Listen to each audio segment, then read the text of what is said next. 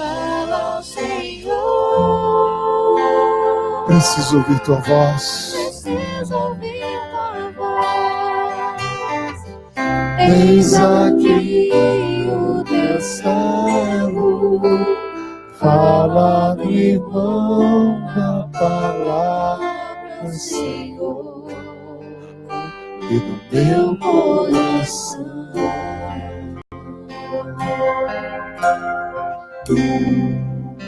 Tendo nascido Jesus na cidade de Belém, na Judéia, no templo de Herodes, eis que alguns magos do Oriente chegaram a Jerusalém perguntando: onde está o rei dos judeus que acaba de nascer? Nós vimos a sua estrela no Oriente e viemos adorá-lo. Ao saber disso, Herodes ficou perturbado, assim como toda a cidade de Jerusalém. Reuniu todos os sumos sacerdotes, os mestres da lei, lhes onde o Messias deveria nascer. Palavra da salvação. Pelo sinal da Santa Cruz, livre-nos Deus, Senhor, dos nossos inimigos, em nome do Pai, do Filho e do Espírito Santo. Amém. Essa imagem é muito rica. É de extrema importância que a gente perceba a grandeza desse fato. Tem alguns aspectos nessa leitura que precisam ser ressaltados para que a gente entenda a profundidade do que se fez. Olha, eu vou só dizer a vocês algumas coisas importantes que marcam isso. 70 anos, não, 120 anos, não é? Um profeta chamado Daniel, cujo livro na Bíblia deixou descrito que o Messias nasceria em Belém. E não só nasceria em Belém, foi a profecia dele. Disse mais ou menos o tempo que isso aconteceria. E Jesus nasceu exatamente nesse tempo. Existia uma profecia dita que o Messias nasceria nesse tempo. Mas aqui há algumas coisas muito interessantes. E o que me salta aos olhos, que foi exatamente o evangelho de domingo passado, é ter entrado nesse enredo a história desses magos do Oriente, esses reis do Oriente, como algumas outras transcrições dizem. O que nos é interessante é que eles eram homens, não tinham a fé judaica. Nem muito menos a nossa, que nem existia formalmente ainda em Jesus.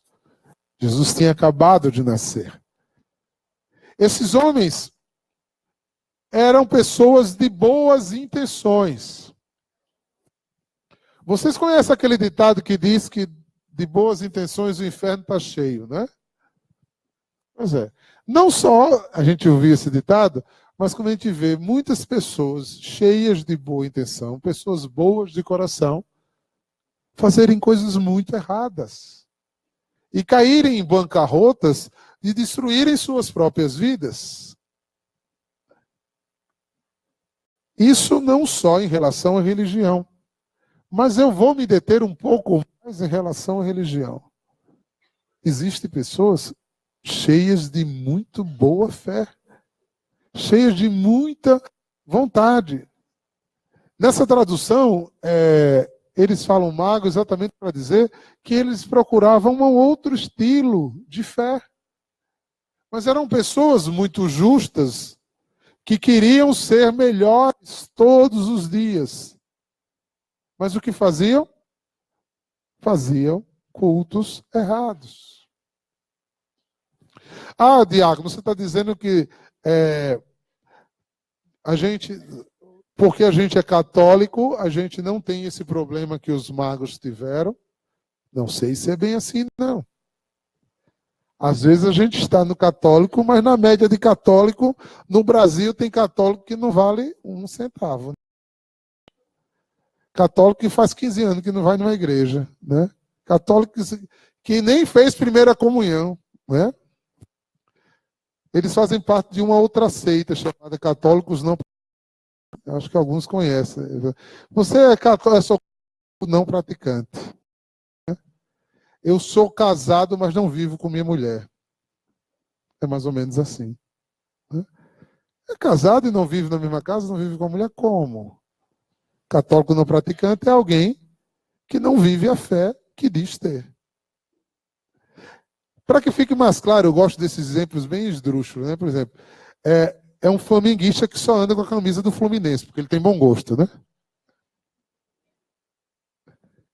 É possível um negócio desse? Não é possível. Ou ele é flamenguista, ou ele é fluminense. Ou ele é católico, ou ele é não católico. Ele pode ser uma pessoa muito boa, ele pode ser uma pessoa cheia de boas intenções. Quem aqui não já ouviu frases em mesa de bar ou em reunião de família, geralmente tem essas frases. Olha, para crer em Deus não precisa ir na igreja. Eu tenho meu Deus do meu jeito. E tudo que eu peço, todo mundo que diz isso tem essa terceira frase.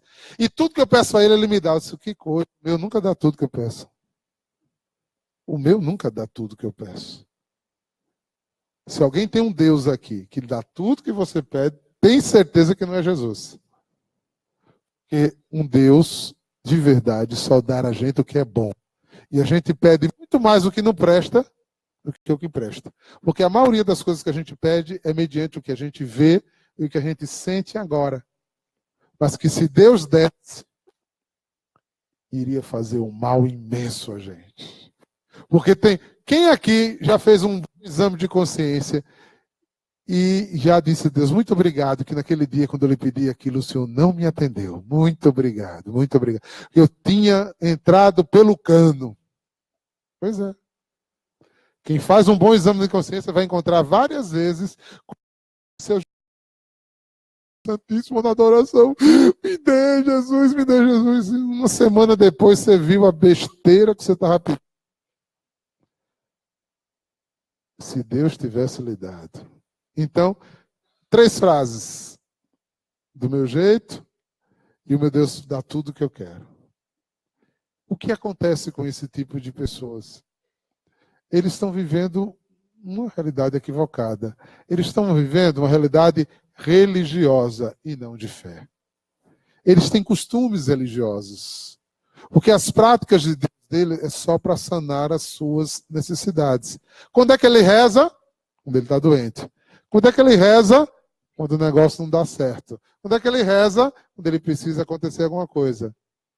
O Deus é quase um cartão de crédito. Não tem uma relação. Não tem uma amizade. Não tem uma troca de responsabilidades. Porque quem aqui não quer presente de Deus? Quem aqui não quer graça de Deus? Todos nós queremos. Agora, o que é que eu dou a Deus para receber isso? Não é? Quando alguém pedir no mundo muita coisa, você fala, oxa, a pessoa só sabe pedir, não dá nada. Não é verdade? Você tem esse juízo rapidinho para alguma pessoa que faz isso com você. E com Deus? Qual é a sua contraproposta? Qual é a sua mão de volta? Vocês estão entendendo onde eu quero chegar? Porque esses homens aqui eram pessoas cheias de muito boa intenção. Eles viviam procurando a Deus, mas não tinham encontrado ainda. A gente às vezes anda anos na igreja certa, no lugar certo e não encontra Deus. Eu vou dizer isso que eu vivi. Eu vivi dentro do convento anos e não tinha encontrado, não tinha tido uma experiência com Deus. O Deus que eu tinha era racional. Era lógico. Porque uma pessoa que faz mal a si mesma, ela não está em boa sanidade, né? Ela sempre tenta fazer o bem para si. Mas nem sempre o bem que você pensa fazer é tão bom assim. Então, eles buscavam, mas não conseguiram. Agora eles tiveram uma luz. E aqui entra um aspecto bem interessante desse período natalino que acabou de acabar. mas eu quis trazer essa reflexão, ficou muito forte no meu coração. Uma estrela. Olha, gente, perdoe se tiver alguém entendido nessa área, mas o pouco que eu sei de estrela, que é o brilho que a gente vê dela, já é quando ela morreu, quando ela explodiu, de tão grande, tão longe que elas estão, e tão radiosas que elas são. Eles entraram que uma luz brilharia como uma estrela sobre Belém, porque lá ia aparecer a luz do mundo. Eles pegaram essa profecia que se espalhou e viram essa estrela e se impressionaram com ela. E saíram de longe. Quais foram os caminhos, eu fiz essa pergunta ainda agora cantando com vocês. Quais foram os caminhos que vocês fizeram para chegar até aqui? Não só o de casa para cá. Caminhos da vida que lhe trouxeram até aqui. Quais foram as decisões que te trouxeram aos pés de Jesus hoje? Quais foram as estradas, os atalhos, os descaminhos, as descrenças, os sofrimentos, as barreiras, tudo que você passou na vida para você chegar aqui? Que daqui a pouco ele estará assim, ó, para ser contemplado, para ser adorado. Mas a gente precisa estar como esses que nem conheciam a fé como inteiro, mas trouxeram em suas mãos o melhor que eles tinham. Todas as vezes que a gente vem para Deus, nós precisamos trazer o melhor que a gente tem. E o pior também. Porque o único que redime pecado é Ele. Então você começa entregando o pecado para depois chegar na graça, né? Porque a Bíblia diz lá em João 1, verso de 8 seguinte, se você confessar o pecado, Deus aí está fiel e justo para te perdoar o pecado e te livrar de toda iniquidade. Então você chega logo aos pés dele, entregando o que não presta em você. Ele sabe quem você é, ele sabe o seu tamanho, ele sabe que você não consegue sem ele. A única coisa que ele pede é que você assuma que é assim. Que você lute para ser melhor. Não vale a frase que muita gente fala da gente. Entrou na igreja, agora só quer ser santinho. Quem já não ouviu isso? Né? Só quer ser santinho. E os pais, alguns pais mais mal criados, leva a cama lá para a casa do diácono. Né? Como se eu fosse uma pensão, né? Cabe não. Cabe não. Olha só, gente. Santidade não é isso. Santidade não é impecabilidade. Pecar, a gente vai pecar sempre.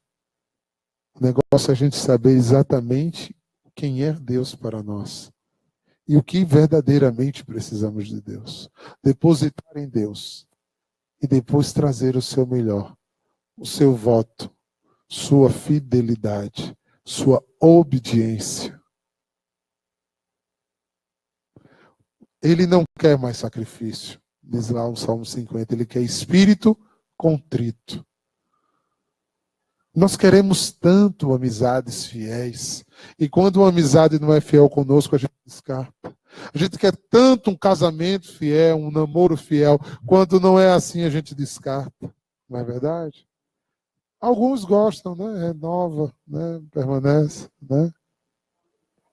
Tem gente que gosta. Fazer o quê? Pega, vai melhorar. Vai, porque nasce torto, vai melhorar. Vai. Principalmente no namoro. Se já começou botando chifre no namoro, vai casar pra quê? Você já está sabendo que está errado. Né? Se você tem um namoro que ele acaba em chifre, você vai casar pra quê? Se no namoro já é chifre, no casamento, ó, babau. Mas tem gente que gosta de fazer o quê? Né? Não vou contar de novo. Teve uns anos aí atrás, uma pessoa que me procurou.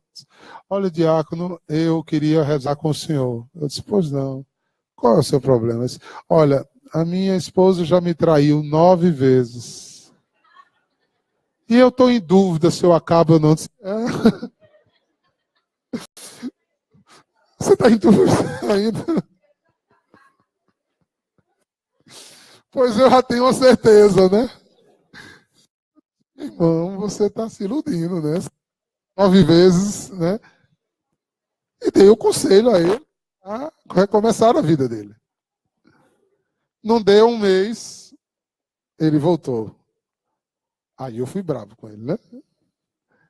Ele voltou, disse, eu queria conversar com o senhor. Eu disse, qual é o assunto? É porque ela me traiu de novo. Mas o Espírito Santo me diz, não, o Espírito Santo está dizendo isso não. Duvido o Espírito Santo pedir ninguém para ser corno 10 vezes. Não, não, não, não, não, não, não, não, não, não, não, não, não, jeito nenhum. Deus ama a gente, nos respeita. Esta pessoa não se respeitava, essa pessoa não se amava e estava culpando a Deus. De jeito nenhum, de jeito nenhum. Aí eu disse, não rezo mais por você, fique feliz. Você gosta, fique feliz. Vá-se embora, feliz. Não tem condições, irmãos. Porque certas pessoas não entenderam o processo. Então, essa pessoa, ela está em idolatria pela outra. Ela colocou essa outra pessoa no lugar de Deus. E isso não é saudável. Isso não constrói. Uma reconciliação, um erro, um restabelecimento, uma chance, né? Perdão, mas cada um no seu canto. Né? Pensemos nisso. Voltemos à figura deles. O último aspecto que me chama a atenção, que eu queria partilhar com vocês aqui, dessa figura, é que eles vão caminhando em busca de Jesus. Eu e você vamos caminhando em busca de Jesus. Mas o que é que acontece pelo meio do caminho? Ele chegou direto em Jesus? Ele estava cultuando Deus? Errado. Não é verdade? Mesmo assim, o coração, ele era um homem reto, um homem bom. Deus deu, ele captou e foi atrás de Deus. Mas ele chegou no lugar errado. Ele achou Jesus logo? Não, ele foi atrás de quem? Herodes. Um ganancioso. Uma pessoa que só queria poder, que só queria dinheiro. Quando ele soube, disse, quem é esse? Quem é esse que vai querer ser rei no meu lugar? Quem é esse? Aí foi lá atrás dos mestres da lei. Não, é verdade, a profecia diz que ele está para nascer. O que é que ele manda fazer? Matar todas as crianças. Para quê? Para não perder o poder. É muito problemático. Só está ruim? Melhorou a atualização. É muito problemático o poder. E eles foram bater na porta errada. E eles foram se segurar no lugar errado. Mas uma das graças de ser de Deus é essa. Errou de novo? Tudo bem. O que é que aconteceu? Quando entendeu que não estava no lugar certo, recuou e retomou o caminho. Irmãos, errar é inerente a cada um de nós. O que nós não podemos é permanecer no erro. Fazer coisas erradas, todos nós fazeremos. Todo mundo um dia acorda ao avesso. Todo mundo um dia tem uma crise de raiva. Quem não tem? Porque você pode dominar a ira, mas a raiva você não domina. Ela entra pelos pés, dá um comichão e sobe para a cabeça, você fica zureta. Você não domina a raiva, não. Chega as bochechas, os branquinhos chegam com as bochechas vermelhas. Né? Por quê? Porque você não domina. Agora, a ira você pode dominar. No Espírito Santo, você respira e corre. Esmurra uma parede, esmurra um muro, grita no travesseiro, respira 3 vezes, retoma a postura, vai bendito, né? Para não chamar outro nome. Né? Então, você domina isso. Você retoma caminhos. Você se afasta do que é mal. Mas para isso você tem que estar determinado. Esses homens tinham um interesse de estar com Deus. Porque quando a gente está diante de Deus, não precisa mais palavras. Veja, quando eles chegaram, não precisou dizer nada. Eu já vi tanto testemunho de quando a gente entra com Jesus, tanto quando a gente fazia lá em Auxílio, como lá em Namaná, agora aqui, semana passada mesmo uma pessoa mandou no privado para mim depois. Quando Jesus entrou, que o diácono Eduardo Aquino colocou, meu coração sentiu algo de diferente. Não precisou, parece que eu não via mais nada, diácono. Eu olhava para ele, chorava e senti completamente cheio do Espírito Santo. Quando a gente verdadeiramente chega perto de Jesus, de coração aberto, até as palavras não precisam. Não é assim? No nosso pequeno jeito de amar, não é assim? Quando a gente se encontra diante do amor verdadeiro, um amor de mãe para um filho, né? Um amor de marido e mulher verdadeiro. Às vezes não precisa palavras, né? Um olhar terno, um olhar de confiança, um olhar de apoio, de cumplicidade. Basta. Quantas vezes você está em situações que você não sabe o que fazer e nem sabe nem o que dizer ao outro que você ama. Você simplesmente pega na mão dele ou coloca ele contra o peito e diz, estou aqui. Isso é amor. Amor de verdade. E é isso que Deus se propõe a fazer com a gente. Adorar não é algo mágico. Uma vez uma pessoa me disse, diácono, eu queria aprender a adorar como o senhor adora. Não, aprenda do seu jeito. Porque Deus criou você para adorar de um jeito e criou eu para adorar de outro. O que Ele vai querer de você é um coração sincero, aberto, desmanchado. Né? Porque eu tenho dificuldade de entender, né? Um dia desse eu vi Jesus aqui no altar, um lindo canto de adoração, uma pessoa no meio da assembleia com o celular. Eu jamais chamaria a atenção de uma pessoa dessa. Ô, diabo, se fosse eu comentei depois, se fosse eu tinha dito, o que você está fazendo com o celular? Eu disse, não, porque ela não está diante do amor dela. Porque se ela estivesse diante do amor dela, ela não se comportava assim. Ela não entendeu ainda o que é ele aqui. Então, ela vai precisar de um tempo maior para entender isso. Deus a ama muito. Ela trouxe aqui. Quem sabe que na terceira ou quarta música ela não fosse fisgada. Não é verdade? A gente não sabe os caminhos que Deus faz. Eu já vi pessoas que hoje frequentam a adoração há muito tempo que vieram por causa da namorada. Já acabou o namoro e a pessoa continua aqui. Deus tem caminhos para trazer a gente do Oriente para adorá-lo. Deus tem caminho. Uma pessoa vai no colégio, te chama, vai nos hábitos, eu vou numa adoração, tu quer ir comigo? A pessoa já deixou de ir e você agora está aqui. Tem ou não tem casos desses que vieram por conta de outros que já nem estão mais aqui? Tem, eu tenho certeza que tem, porque o amor faz caminhos de nos atrair para contemplá-lo. E o que é que ele vai contemplar? Vai contemplar todo um mistério de salvação. Quando a gente chega, na verdade, diante de Jesus, a gente contempla todo um mistério de salvação. José, Maria e Jesus. Porque em José e Maria houve a fidelidade para que tudo isso acontecesse. Por isso eles fazem parte da cena da adoração. Porque o adorado é o menino,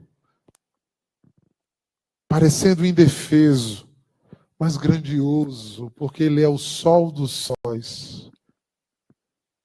Mas Maria o tem no colo, porque Maria o gerou.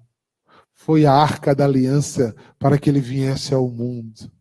E José está em pé ao lado, como aquele que cuida, que vela, aquele que acreditou mais em Deus do que nele mesmo. Por isso foi justo. Duas pessoas de fé que permitiram a graça chegar em nosso meio. Se você permanecer em fé, a graça chegará à tua casa. A graça chegará à tua vida. Deus quer se revelar a mim e a você. Você precisa vir adorá-lo de verdade, por inteiro, trazendo o que você tem de mais precioso e dizendo: Senhor, esse aqui eu não queria lhe dar de jeito nenhum. Isso é porque a gente tem muita coisa guardada dentro do coração da gente que a gente não quer dar a Deus. Isso aqui a gente faz, não, mas é muito ainda. Vamos aos pouquinhos, eu sou uma pessoa sóbria, racional, então a gente vai caminhando aos poucos. Mas no dia que você der o seu melhor, o seu tudo a Deus, Ele vai se revelar a você. É interessante, irmãos, que eu vivi isso na experiência do dízimo. Enquanto eu não dei os 10%, eu não vivi a experiência da bênção de Deus. Não sei se você conhece essa passagem. Ela está em Malaquias 3, verso 10. Eu vou ler rapidinho só para vocês ouvirem. Ela diz assim, ó.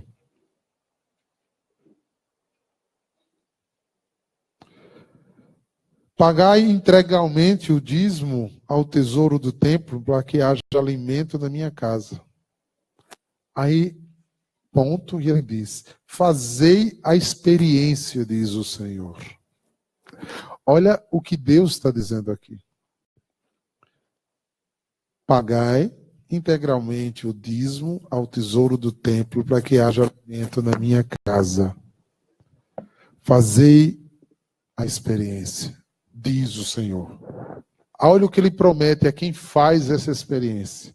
E vereis se não vos abro os reservatórios do céu, e se não derramo minha bênção sobre vós, muito além do que necessitas. Aí o que é que eu fazia? Dava o que sobrava. Sempre tive uma certa organização, no meu caderninho eu olhava, aí o que sobrava eu dava um tiquinho. Ou fazer assim, eu vou dar dinheiro aos pobres. Pronto, dei meu dízimo. Dinheiro aos pobres é esmola e tem outra função. Eu não vou dar aula disso agora não, mas só vou dizer, depois eu mostro as passagens a vocês. Diz, pagai, dei esmola e você apagará milhões de pecados. Quando você dá esmola e dá dinheiro aos pobres, você está apagando pecados. Isso é muito bom. É necessário dar. Isso que ele. Mas o dízimo não é esmola. O dízimo é um dinheiro que não lhe pertence. Ele é dado para sustentar o templo do Senhor. Dei o dízimo para minha casa, para que a minha casa seja erguida, sustentada, para que o louvor de Deus continue, para que na terra tenha a palavra de Deus proclamada. Né? E ele faz um desafio. Já pensou um teólogo que estudou tudo isso, não fazia. Ficava suvina, amarrando dinheiro com Deus. Eu estou falando de mim mesmo, não estou falando de ninguém não, gente. Eu não dava. E nunca sobrava. Nunca sobrava. Enquanto eu quis dar a Deus o que me sobrava, sempre faltou na minha vida. E hoje, que eu diretamente não tenho nada, eu tenho tudo em Deus. Não me falta nada. Dar integralmente a Deus o que é de Deus. Pensem nisso. Eles trouxeram, aí, um versículo, muito bem, meninos. Eles trouxeram ouro, incenso e mirra, o que era de mais caro que se poderia comprar naquela época. O que era de mais caro. O que é que você tem para oferecer a Deus? Pense nisso. Daqui a pouco, Jesus vai estar entrando aqui. E ele vai estar nessa manjedoura para que a gente o adore. E veja o que é que você tem ofertado. O que é que você tem trazido a Deus nesse instante. Louvado seja nosso Senhor Jesus Cristo.